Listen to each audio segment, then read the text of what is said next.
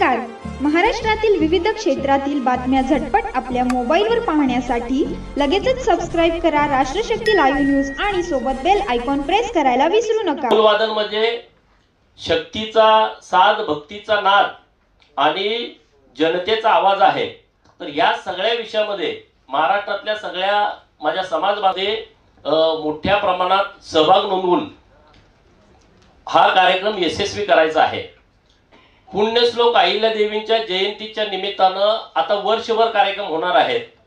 तर आता आम्ही या विषयाला पुण्यश्लोक 300 या माध्यमातून राज्यभर हे सगळे कार्यक्रम होतील. आणि पुण्यामध्ये जो धनगरी ढोल वादनाचा कार्यक्रम होईल त्याला आम्ही धनगरी रुद्रनाद असं नावाखाली, अशा बॅनर खाली हा आम्ही कार्यक्रम करतोय. गजनृत्य मंडळ पण या कार्यक्रमामध्ये सहभागी होणार आहेत. किमान 500 गजनृत्य मंडळ, एका मंडळामध्ये 50 आमची गजनृत्य करणारी मंडळी असतात.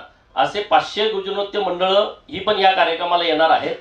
कोल्हापूर, सांगली, सातारा, सोलापूर, अहिल्यानगर असेल, मराठवाड्यातला काही भाग असेल, पुणे ग्रामीण असेल, खानदेशातल्या काही भागांमध्ये ही संस्कृती आहे. तर हे सगळी लोक या सांस्कृतिक कार्यक्रमामध्ये सहभागी येणार आहेत. ओवीकार मंडळी खूप आहेत, खूप मोठ्या प्रमाणात ओवी गातात. त्यांचं शिक्षण फार कमी आहे, शाळेत ते गेलेले नाहीत, परंतु अख्खं रामायण असेल, महाभारत असेल किंवा वेगवेगळे जे जुने विषय आहेत ते विषय दुसऱ्याकडून ऐकून घेऊन ते ओवी सादरीकरण करतात. ही पण एक वेगळी परंपरा आहे. तर ओवीकार सुद्धा सगळे महाराष्ट्रातले येणार आहेत. असा कार्यक्रम आम्ही दुसऱ्या आठवड्यात घेतोय. अमितभाई शाह यांना या कार्यक्रमाला येण्याचं मान्य केलेलं आहे. मुख्यमंत्री देवाभाऊ या सगळ्या कार्यक्रमात आमच्या सोबत आहेत आणि त्यामुळं वेळ ठरल्यानंतर मेच्या दुसऱ्या आठवड्यामध्ये हा कार्यक्रम आम्ही ठरवतोय. तर वरून वेळ आल्याच्या नंतर आम्ही दिनांक आणि ठिकाण याबाबत सांगू. तर समाजातल्या लोकांना माझं हेच आव्हान आहे, ज्या घरामध्ये ढोल आहे, ज्या मंदिरामध्ये ढोल आहे, तो प्रत्येक ढोल हा पुण्यात आलाच पाहिजे ही माझी त्यांना विनंती आहे. ज्यांच्याकडे ढोल नाही परंतु ढोल वाजवायला येतोय पण त्यांच्याकडे ढोल नाही, त्यांना तुम्ही 100 पासून 1000 पर्यंत हजार ढोल देणारी पण लोक आहेत. त्या सगळ्या लोकांना माझं आव्हान आहे की ही सांस्कृतिक चळवळ जपण्यासाठी, धनगरांचा वारसा पुढे घेऊन जाण्यासाठी आपण यामध्ये सहभागी. एक मोठं सांस्कृतिक जो आपला वारसा आहे तो जतन करण्याच्या दृष्टिकोनातून सर्व लोकांनी तन मन धनाने या सगळ्या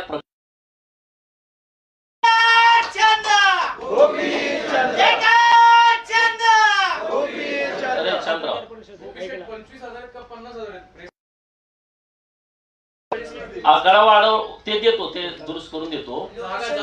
जागा आम्ही रेसकोर्स वरती घेण्याचा विचार करतोय. तर त्याची प्रक्रिया आमची सुरू आहे. रेसकोर्स शिवाय एवढं मोठं ग्राउंड पुण्यामध्ये नाही. आम्ही सगळ्या ग्राउंड वरती मागच्या आठवड्यामध्ये पाणी केली, परंतु एक ढोल वादकाला किमान 5 फूट समोर आणि माग असं 5 फुटाचं अंतर लागतंय. तर ते किलोमीटर मध्ये ती जागा लागतीये. तर रेसकोर्सची जागा आम्हाला मिळावी असा आमचा प्रयत्न सुरू आहे. तर ती जागेची परवानगी मिळाल्यानंतर तो कार्यक्रम रेसकोर्सच्या जागेवरती होईल. कारण 25,000ची आम्ही आधी घोषणा केली होती, पण आता 10-15 दिवस आमचं काम चालू होतं. आता कोल्हापूर जिल्ह्यातूनच किमान 10,000 ढोल येणार आहेत. कोल्हापूरची सगळी मंडळी इथं आलेली आहेत. सांगली जिल्ह्यातून 10,000 ढोल येणार आहेत. सोलापूर जिल्ह्यातली तीच परिस्थिती आहे. आणि मग म्हटलं, आणि जे कर्नाटक आहे, आंध्र आहे, की जिथं धनगर समाजाची खूप मोठी संस्कृती आहे आणि त्यांना हा विषय कळालाय, तर त्या लोकांचं म्हणणं आम्ही या कार्यक्रमात सहभागी होणार आहे. त्यामुळे आता तो आकडा 50,000 वरती गेलेला आहे.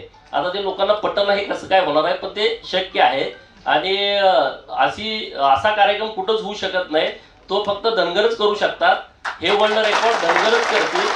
आणि पुन्हा कोण मोडायचं असेल तर ते धनगरच मोडू शकतोय. एवढा मोठा सांस्कृतिक वारसा कुठल्या समाजाला नाही. आणि त्यामुळे त्याचं जतन करणं ही आमची जबाबदारी आहे. म्हणून हा एक वेगळा कार्यक्रम आम्ही अहिल्यादेवींच्या जयंतीच्या निमित्तानं पुण्यात करतोय. कार्यक्रमाला प्रमुख पाहुणे कोण असतील? अमित भाईंना आम्ही निमंत्रण दिलेलं आहे. भेटून परवा मी त्यांना भेटलो देवाभाऊंच्या उपस्थितीमध्ये, बावनकुळे साहेब. तर अमित भाईंनी या कार्यक्रमाला येण्याचं मान्य केलेलं आहे. आता त्यांनी वेळ दिली त्या दिवशी आम्ही कार्यक्रम ठरवू. आमची शक्यतो मागणी आहे की मेच्या दुसऱ्या आठवड्यातल्या रविवारी आम्हाला ह्या कार्यक्रमाची वेळ मिळावी. हा कार्यक्रम 2 दिवस चालेल. आदल्या दिवशी गजनृत्य होईल दिवसभर रात्री 10 वाजेपर्यंत. आमची परवानगी आम्ही सीपी साहेबांना आम्हाला परवानगी द्या, कारण 500 ग्रुप गजनृत्याला त्यांची घाई म्हणतात त्याला, ती घाई खेळायला किमान 10 मिनिटं लागतात एका घाईला आणि प्रत्येक ग्रुपला 2 वेळा संधी द्यावी लागते. तर असे 500 ग्रुप येणार आहेत. तर आमचा तसाही प्रयत्न सुरू आहे की ह्याच्यामध्ये आम्ही कुठले आधुनिक वाद्य वाजवत नाही. आमची पारंपरिक वाद्य असल्यामुळं जर परवानगी मिळाली तर आदल्या दिवस पूर्ण संध्याकाळी 6-6:30 हा कार्यक्रम सुरू होईल. आता तर बाकीचे बरेच मान्यवरांना आम्ही निमंत्रण देणार आहोत. आता पहिल्यांदा आम्ही या प्रेसच्या निमित्तानं तुम्हाला हेच सांगतो की अमित भाई आम्हाला अपेक्षित आहेत, माननीय देवाभाऊ आहेत, एकनाथ शिंदे साहेबांना आम्ही या कार्यक्रमाचं निमंत्रण देणार आहे, माननीय भाऊ चंद्रकांत दादा आपले इथले मंत्री महोदय त्यांनाही आम्ही बोलवणार आहे, सांस्कृतिक मंत्री महोदयांना बोलवणार आहे आणि बाकीचे काही असतील मंडळी त्यांना आम्ही त्या त्यावेळेस निमंत्रण देऊ. नाही बोलवणार.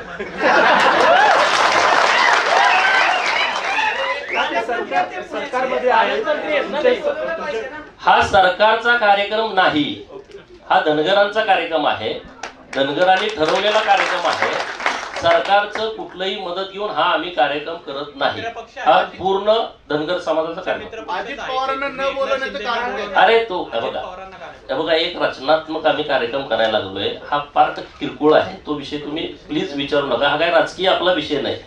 बाकीची प्रेस वेगळी. आम्ही कधीतरी पहिल्यांदाच रचनात्मक काम करायला लागलोय. तर मला तुम्हाला विनंती करायची आहे, सगळ्यांनाच तुम्हाला पण, की आमचं जरा सोडीत जाऊ द्या. दुसरी पत्रकार परिषद असली तर आपण त्या विषयावरती बोलू. पण कुणाला बोलावं हे समाजाचा विषय आहे. समाज मला सांगेल त्यांना मी बोलवेन. सांगितलं ना, ते काय जे नाही ते नाही सांगितलं. पवार साहेबांना बोलवणार की नाही?